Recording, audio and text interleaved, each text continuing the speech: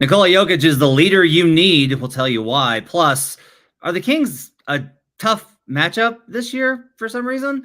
And I got some trends I'm going to throw at Adam Mares for him to try and swat down at the rim. We'll do all that and more on Locked On Nuggets. You are Locked On Nuggets, your daily Denver Nuggets podcast. Part of the Locked On Podcast Network, your team every day.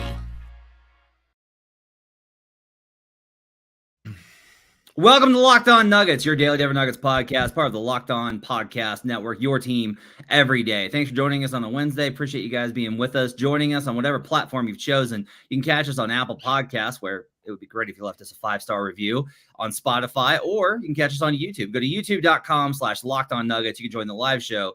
Folks like Bojo and John P. and Freddie and Shaunabis. Love that name.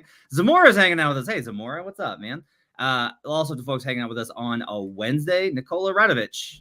Another always room for more itches here on Locked On Nuggets. Glad to have you with us today. Today's show is brought to you by FanDuel. Make every moment more. Right now, new customers get $150 in bonus bets with any winning $5 bet. That's $150 if your bet wins. Visit FanDuel.com/LockedOn to get started. My name is Matt Moore. I'm the senior NBA writer for the Action Network. I'm joined by Adam Mares. He's director of content for DNVR. On today's show, we're going to talk about Nikola Jokic's evolution as a leader. We're going to get to the Kings matchup in the second segment and whether or not they actually present some problems for Denver in a potential playoff series ahead of their matchup on Wednesday night. And I've got some trends about championship winners that I want to throw at Adam Mares because I'm a guy that believes a lot in historical trends and trying to solve what the team profiles look like. And Adam tends to look at a lot of the stuff that I throw at him and be like, no, I don't think so. So I'm going to try and convince him that some of these trends actually matter. We'll start today, Adam, with this from practice yesterday, where the Nuggets revealed that Nikola Jokic sent a text message to the team after the All-Star break. And it essentially indicated like, hey, it's time to lock in. Like, this is time for us to go win another championship.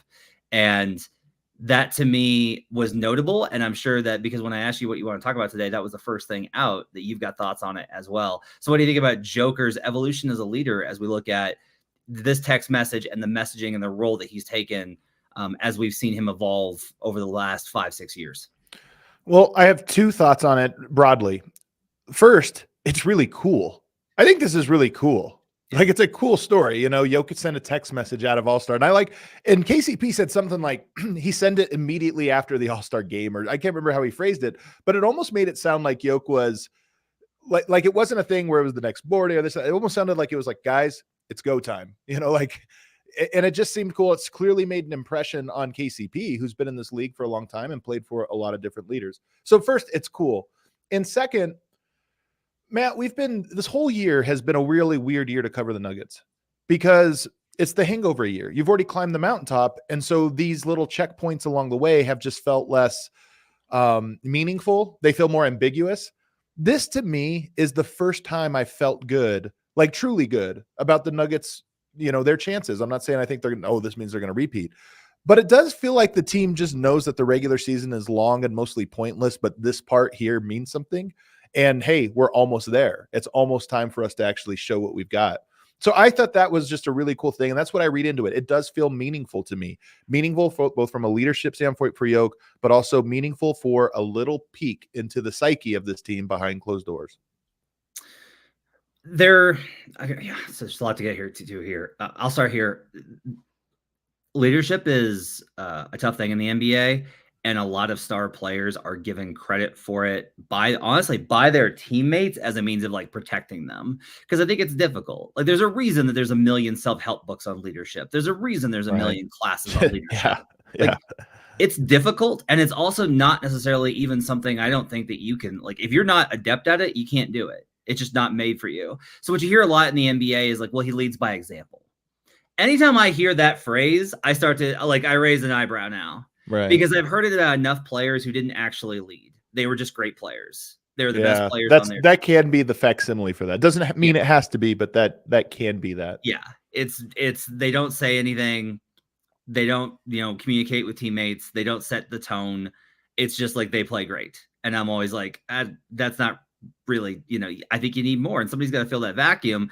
And other guys can fill that vacuum, but I think it is difficult when it's not your best player. Everybody looks to that guy, and that really is the way that it looks. We can talk to players, how many of these stories do we see of like, well, I looked down and I saw, my best player, and he was just like locked in, or he was like fired up, and that got me fired up. And so for Nikola to send this kind of message and to actually take the opportunity to take this challenge on, to be like, this is what I need to do, to not just be like, they don't need me to do this. Like, it's fine. We're all leaders, right? Like, that's a very 2021 Jokic thing, would be like, we're all leaders here. We have so many great leaders. And instead to be like, let's go win a championship.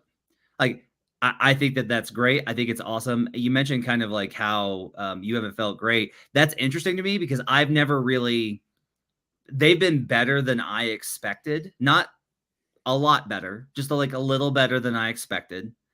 And I've seen enough situations this year where Jokic has done this, where it's like, yeah, he had a good game. He had, had triple double, 25, 12 and 10, and they won, and And then there's these games like the Warriors game and the Lakers game and all these spots, the Celtics game, where he comes out and he absolutely dominates. And to me, it's like, this team has shown a real understanding of how to manage the regular season. I think it's cost them in some clutch games, including like versus the Kings, where they haven't necessarily like turned on the jets at the end of games, but instead they've picked it up more in certain matchups from the start. And that to me is indicative. But I agree that it's really cool to see this from Nikola Jokic from the perspective of, I do think it goes against some of his instincts.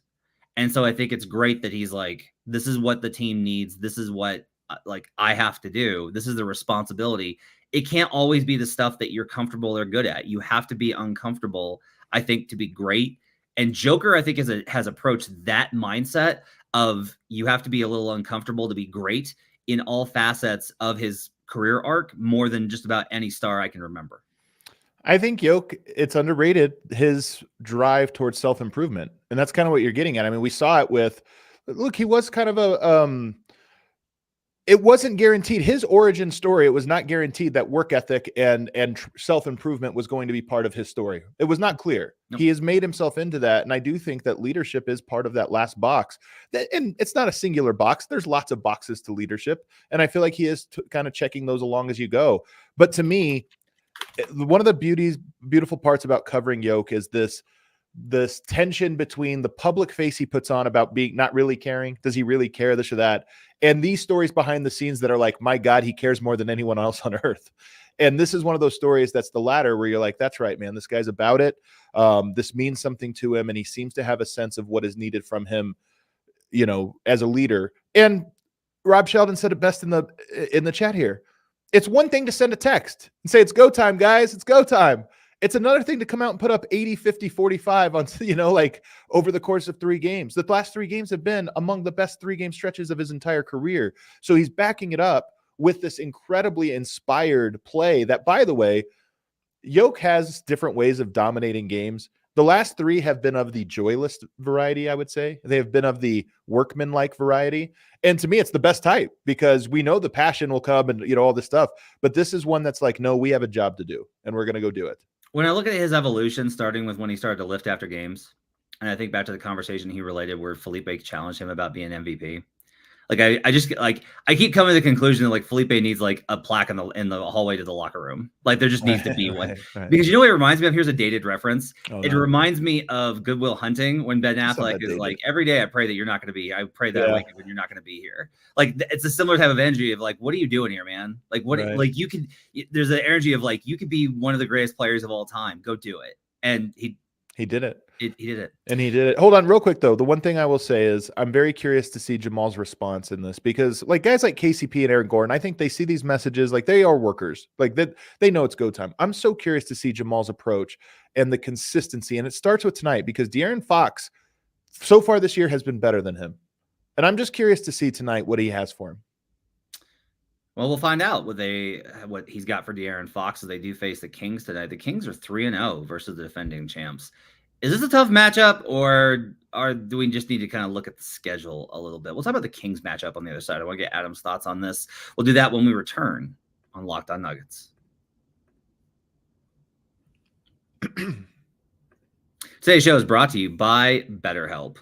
You know, sometimes we all need the opportunity to get something off our chest, big or small. Certain things can really start to get to you. It's important to let that out, especially to someone who's unbiased on your life. So today I want to tell you how I really feel about something. You know, even be thinking about the same thing this week. How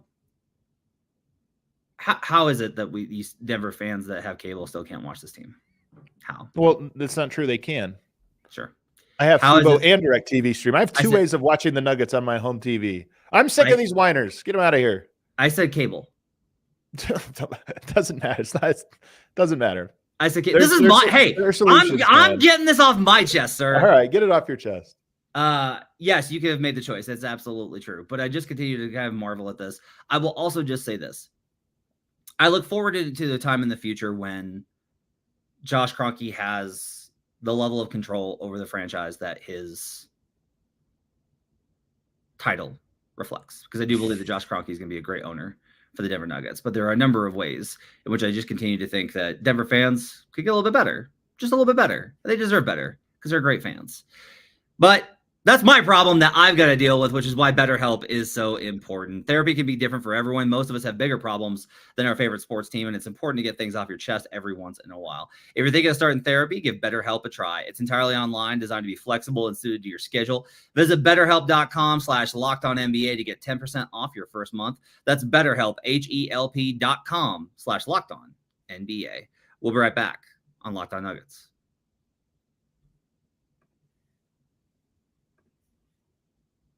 Back here on Locked On Nuggets. Thanks for joining us, making this part of your day. Definitely forgot that we had a second ad in that first segment, so I'm going to have to do that in the second one. But glad to have you with us. Let's talk about the Sacramento Kings really quick. So the Sacramento Kings are 3-0 versus Denver Nuggets this season. Okay. That's pretty good. You beat the Nuggets any team beating the Nuggets 3 times is pretty impressive at this point, given their regular season record and kind of win profile.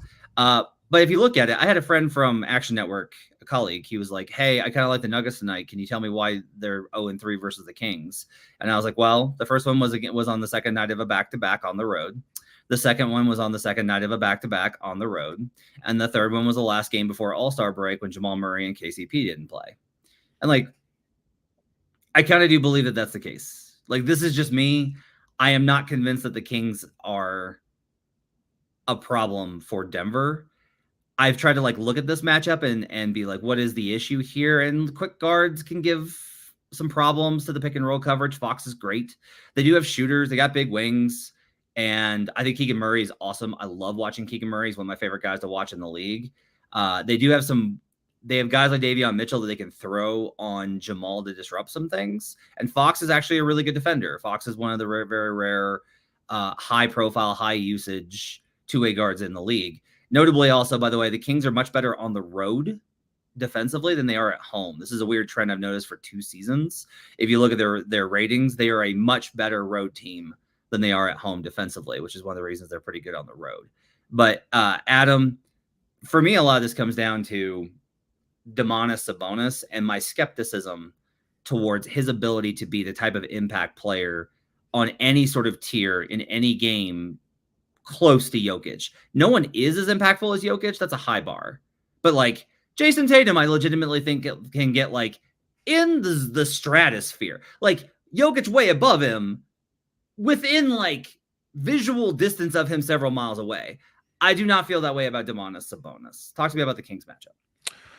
Sabonis is great, and he's having a great year. Like, he's another guy that I think is working to improve himself every year. So I kind of give him credit, and I always like when players – I would agree with you, but at the same time, I just open it up to, yeah, but you know what? There's a lot of guys you doubt, and then they get over a hump. So I'm optimistic about Sabonis and what he can grow into individually. But of this matchup – if you have 2 guys that you both believe in their ability to self-improve and one is significantly better than the other, then they both should just grow in the same order and maintain that distance.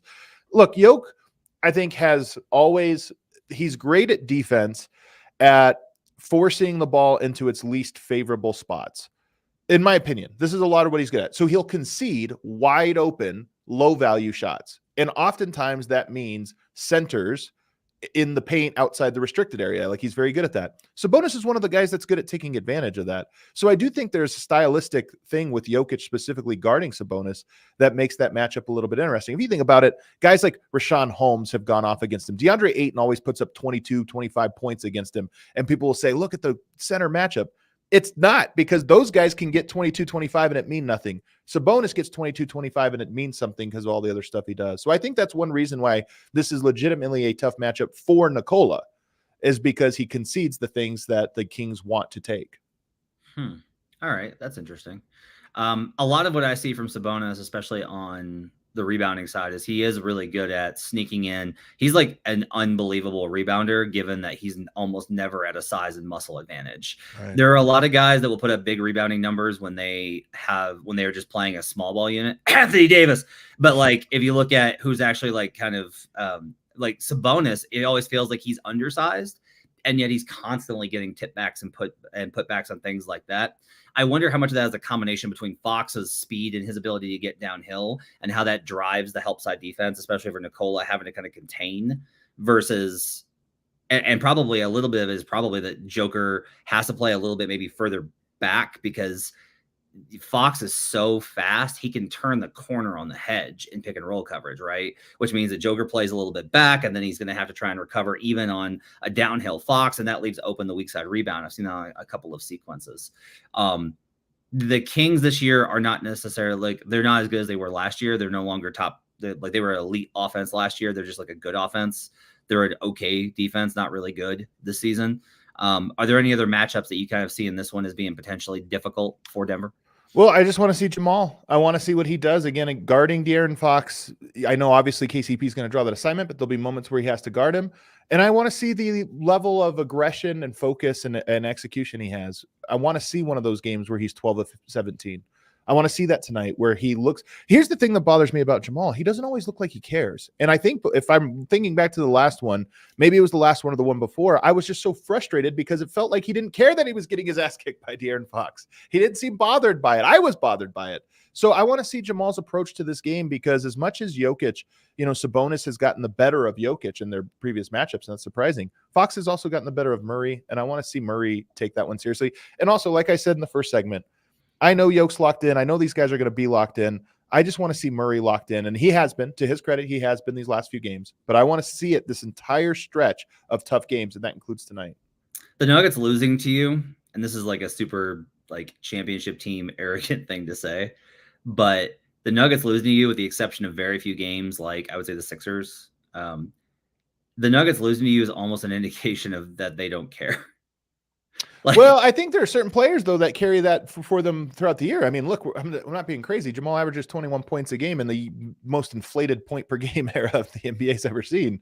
That, like, there is a level of that. And honestly, why it's not even about the Nuggets, Matt.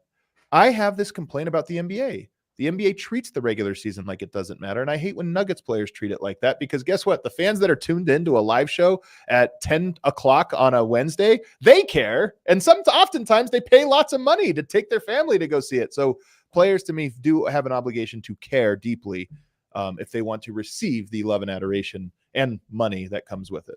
I was talking about this yesterday with JJ Redick about that conversation about those kind of things, but that's a tale for another time.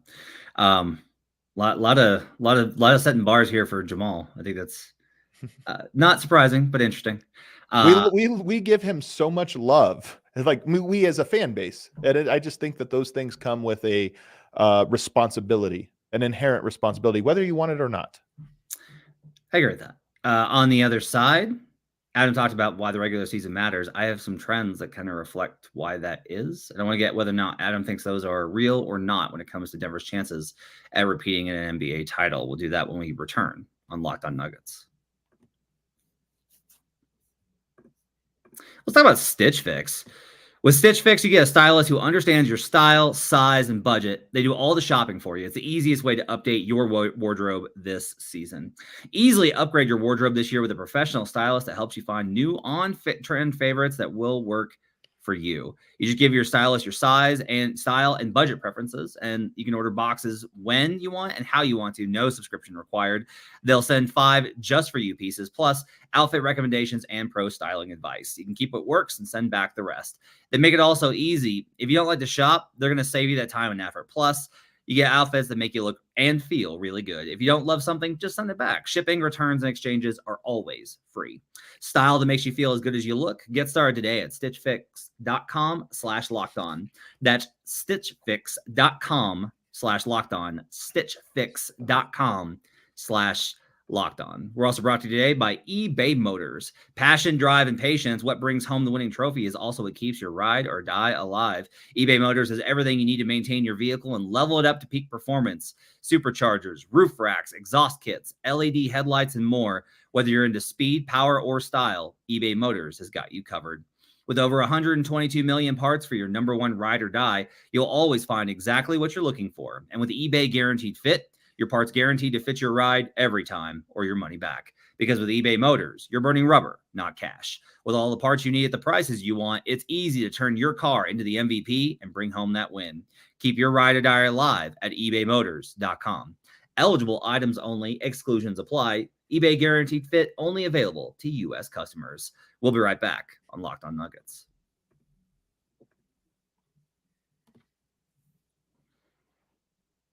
Back here on Locked On Nuggets. Thanks for joining us, making this party day. Appreciate you guys being with us on a Wednesday for World's Finest with Matt Moore and Adam Mares. Hey, 5ish has joined the chat. What's up, 5ish? You guys can catch this live show if you go to youtube.com/LockedOnNuggets and turn on the notifications button. All right, Adam, I have 3 trends for you, and I want to get your thoughts on whether or not these trends are meaningful. You ready? Yep. Let's start with the Phil Jackson rule, the 40-20 rule. I love this. Phil Jackson once said that you got to win 40 games before you lose 20. And that if you do so, that makes you a legit contender. Now, I was curious about this after hearing about it, so I did go ahead and look this up. Here are the last. If you look at the history of the NBA, you come out with a pretty substantial listing of those teams that basically, like, you do need to win 40 before losing 20. And the reason, and the kind of data to back this up, there have only been 3 teams in an 82-game season to win the title who did not do so. There's only been how many? There's been 3 in the last 30 years. That's crazy. Yeah. The list is the 1995 Houston Rockets, the 2004 Detroit Pistons that knocked off the Lakers, notably traded for Rasheed Wallace in February that year, and the 2006 Miami Heat, who also upset a better team in that series in the Dallas Mavericks. Also notably, the Miami Heat were at 39 wins.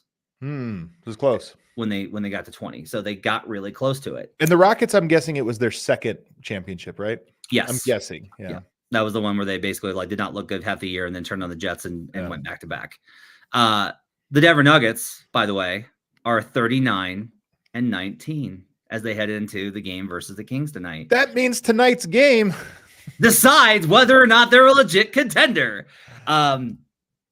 Give me your thoughts, your reaction to that, and I'll try and tell you what I think about it. First of all, I think it's an incredible stat. Like, I love that stat. I think there is a lot of weight behind it. And part of this is just that the championship teams are often the most dominant teams. Like, some of this is just that, oh, you're saying good teams win championships? Like, you know what I mean? But at the same time, there is this perception in today's NBA when the regular season is devalued that this stuff doesn't matter. And you're saying, but historically, these things have been an indicator. So I'm going to say that I think there actually is something to this. I think that the stat does have meaning. I don't think it has absolute meaning. I think there's probably like a bell curve of like, how close were you? I'm guessing there weren't too many teams that got to 25 losses before 40 wins. Like, I think it's more indicative. You could probably say, forget champions. If you just said conference finalists and then extended that window a little bit, we're a little bit more lenient, you would probably find that same trend. So I think there's some truth to it. I don't know that it's a rule. Like, if Denver loses tonight, I'm not, oh my God, they're done. But I do think that it is like a nice indicator and would be one of those things that would be nice to see. So here's another way to put it. By the way, this is just like what I pulled off of StatHead for that list, because Rob Sheldon saying he had heard 5. You may be able to get to 40 and 20, even if you get 20 losses and then 40, as long as you don't have 21. Right. Could be. I would agree that it does one loss really matter? I get it. I get the idea. To me, actually, the indicator here, Adam, is something that I believe a long time, which is the work is done in the middle of the season. This is you have been on this. Yeah, a very big key here is you can wind up with a very good record if you absolutely pour through the month of March when everything is messy and teams are tanking and everyone's resting and everyone's hurt. That last half, I've covered the league so long that I'm just firmly of the belief that these games are extremely messy the rest of the way. This post All-Star break stretch is just, and it gets messier, in my opinion, every single year. That's what it feels like to me. So these teams are the ones that have actually done the work and have built themselves into a resume. They're not trying to catch up at the end. A great example of this, honestly, is the Milwaukee Bucks last year, who weren't that good for most of the year and then just started winning games. They just started winning games at the end and poured past Boston to secure the 1 seed and then lost to the Miami Heat in the first round. Now, Giannis got hurt on a Kevin Love charge. That definitely factors into what happened with that team. But being a dominant squad, you should not lose to an 8 seed under any circumstances if Giannis is able to come back, which he did, and they lost in 5 games. There is a little bit of that to this, which is these teams are the ones that have done the work to build themselves into a championship win profile. They understand they've won enough games to understand that. You're never going to have, even though I'm a big, hey, the NBA strength of schedule is not as balanced as people believe it is. Even then, you're never going to have a schedule that's going to allow you to get to 40 wins before 20. That doesn't require you beating some good teams. And that means you're going to need to beat the bad teams and the good teams. And when I talk about these win profiles all the time, this is what I'm talking about. It's if you have a lot of losses versus the bad teams, guess what? You're too inconsistent. If you have too many losses versus the great teams, guess what? You don't have the gear to get up and be better than them. So that to me is an indicator of what this one means. And Denver has a chance. I mean, right now they're 19 and 15 against teams above 500, which is below the top teams in the NBA. It's one of the worst marks. I think, let's see, Boston has a better record there. The Bucks have the same. The Timberwolves and Thunder both have a better record there. The Clippers have the same. So that's kind of tells you, Denver has a chance to make up some ground right now with these good teams on their schedule and some of them at home. So they have a chance. Right now, you would look at that and say, not bad, but unimpressive. But you win 2-3 of your next games, and it's all of a sudden, impressive. You're now in the impressive zone against above 500 teams, which I think is another important indicator, being able to beat some of these good teams. So I'm with it. And what's funny, Matt, is as much as these numbers can be fun with numbers and we're digging in to see patterns and stuff, it also just happens to coincide with a very important part of their schedule, which is but if they win these next games, just even in a vacuum, if they win these next games, we're going to be impressed with them. We're going to feel like they actually are a team that matches the trend. So I think they do correlate. Next one I've got for you is the top 3 seed trend. So I looked this one up. It's a little surprising to me, but I think it's notable that basically there's only been a handful of teams, very, very few, especially in the last 20 years, that have won the NBA title with a seed past 3. 4 seeds have done it a little bit more commonly, but 3 seeds in particular, 3 and up, you have a very good chance of winning the NBA title.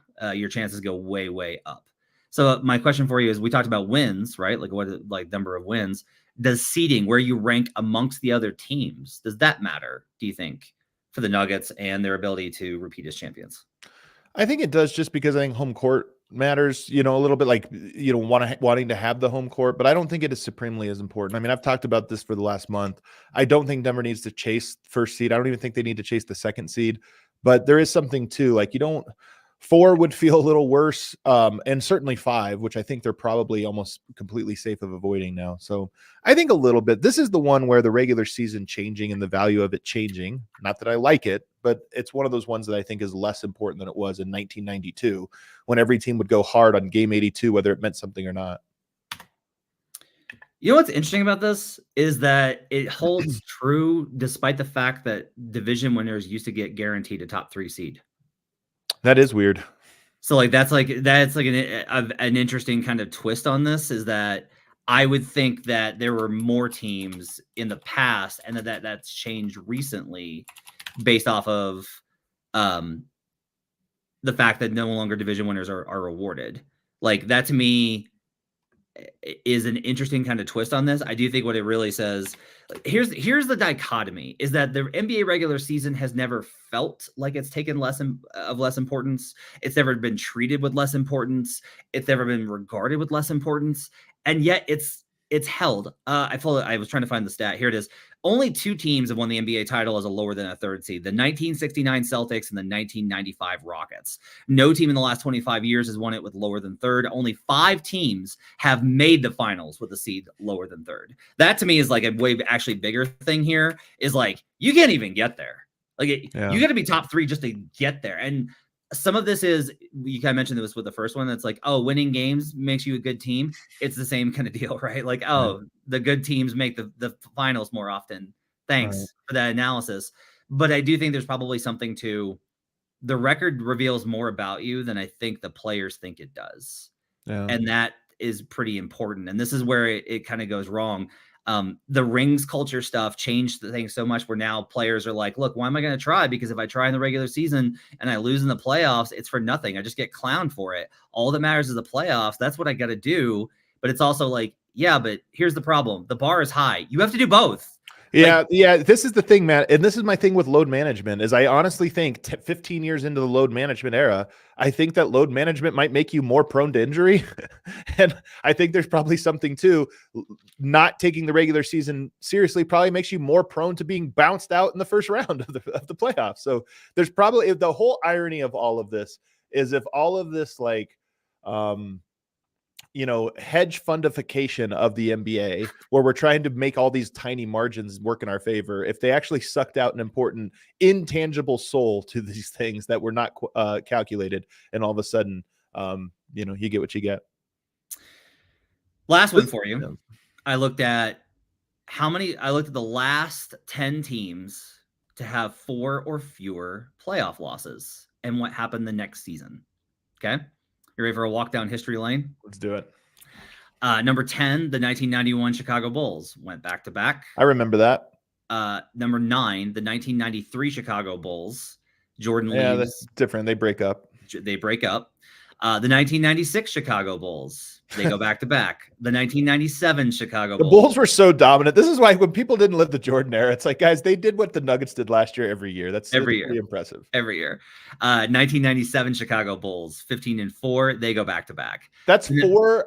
Mm-hmm. Okay, keep going. That's 3 of 4 that went back. 3 of 4 or 4 of? Oh yeah, 3 of 4. Yeah, because the Jordan left. The 1999 San Antonio Spurs, they lost in the first round the following season in 2000. That year was like wonky, like throw that one out. Mm-hmm. The 2001 Lakers, they went back to back. They went 15-1. One of the most dominant teams ever. The 2002 Lakers lost the following season because they were trying for a 3-peat. Okay. And they lost trying for a 4-peat. But it's still important to note that fatigue was a factor there, as was mental fatigue. That was a team that was breaking up though all year, so that was a little different. That was a very tumultuous season for the Lakers. This is an interesting one. The 2007 Spurs pulled this off, and the reason they did was they lost a bunch of games to the Suns, who would have beaten them if not for the Robert Horry hip check. And then they faced an outmatched Utah Jazz team that had knocked off the Mavericks in that huge upset. Or they knocked off the Warriors, who knocked off the Mavericks. Right. Okay. So they got much easier. Very weird year. Very weird year. Okay. And then they faced the Cavs. So but nonetheless, that was a dominant team. Like even though they didn't repeat. What happened in 2008? They went to the Western Conference Finals. They beat Chris Paul's Hornets in the semifinals and lost to the Lakers in 2008. And they lost to a very good Lakers team that was on a mission. Yep. Okay. 2017 Warriors. 18 they repeat. Yeah. And then the most recent is the 2023 Denver Nuggets. If we go one more back, we get to the 1989 Detroit Pistons. Guess what? They went back to back. Man, that's a really cool stat. It does tell you just how dominant the Nuggets were. That all those teams you mentioned. What's the worst team that you mentioned in that group? The 2007 Spurs. And they were dominant. Like that's the thing is that team was no slouch. So those are the best of the champions of the last 30 years. Yeah. So I think more to me, what this kind of does indicate is you would kind of think like, oh, you had a really great run. You're probably not going to be like, you can't do that again. Looks like they can. So I think that's actually really promising, I think, for the Nuggets' chances. You know what we had last week, Matt? Do you know what we had? What? Fake spring It was sunny out. You didn't even mention it on the shows. I can't believe it. We had fake spring. It was shorts weather for a little bit there. And look at all of this optimism that's just pouring out from us. You get a couple Nuggets wins, you get a little sunshine, and all of a sudden it's like, oh, that's right. Life can be okay. We're going to make it. We're into late winter starting tomorrow. So that's our 2 days from now. So that's very exciting. Late winter begins for us. All right, I think I do it for Locked On Nuggets. Thanks for joining us. We'll be back tomorrow with Swipa, and then Swipa and I'll be with you on Friday. We'll recap that 2-game set versus the Kings and the Heat. Make sure to keep it here. Make sure to subscribe to youtube.com/LockedOnNuggets. We'll check you guys out again next time. Thanks for joining us on Locked On Nuggets.